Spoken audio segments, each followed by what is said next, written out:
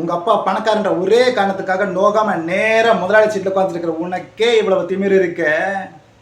எங்கள் அப்பா அம்மா கஷ்டப்பட்டு ஸ்கூலில் டொனேஷன் கட்டி எல்கேஜிலேருந்து 10வது வரைக்கும் ஃபெயில் ஆகாமல் படித்து 10வது ஈஸியான குரூப்பெல்லாம் எடுக்காமல் இந்த குரூப் எடுத்தால் தான் இன்ஜினியர் ஆக முடியும் கஷ்டமான குரூப்பை எடுத்து பிசிக்ஸ்க்கு ஒரு டியூஷன், கெமிஸ்ட்ரிக்கு ஒரு டியூஷன், மேக்ஸுக்கு ஒரு டியூஷன் ரோடோட அலைஞ்சு அதுக்கு ஃபீஸ் கட்ட பெற்றவங்களை வேறு ரோடோட அலைய விட்டு பப்ளிக் எக்ஸாமில் பாஸ் பண்ண நைட்டெல்லாம் கிளாஸில் டீ வச்சு படித்து காலையில் அலாரம் வச்சு எந்திரிச்சு படித்து அதில் வாங்குற மார்க்கெல்லாம் பத்தாமல் டிஎன்பிசி எக்ஸாமுக்கு வேறு இடையில 2 மாதம் தனியாக படித்து அதில் வாங்குற கட் ஆஃப் மார்க் யூஸ்லெஸ் ஆகி அம்மா நகை அடமான வச்சு காலேஜில் சீட்டு வாங்கி ஃபஸ்ட் இயர்லேருந்து 4th இயர் வரைக்கும் வச்ச அரியர்ஸ் எல்லாம் 4th இயரில் மொத்தமாக கிளியர் பண்ணி இந்த சொசைட்டியில் நுழைஞ்சா இந்த சொசைட்டி எனக்கு வேலையில் செருப்பால் அடித்து ரோடோட வேலை தேடி அலைஞ்சு 3 வருஷம் 4 வருஷம் வீட்டில் வேலையிலாம் தண்டமாக உட்காந்து எங்கள் அப்பா இங்கே தண்டச்சோறுன்னு திட்டி திட்டி சாப்பிட்ற ஒவ்வொரு வாயு தொண்டையில் சிக்கி சிக்கி வலிச்சு இறங்கி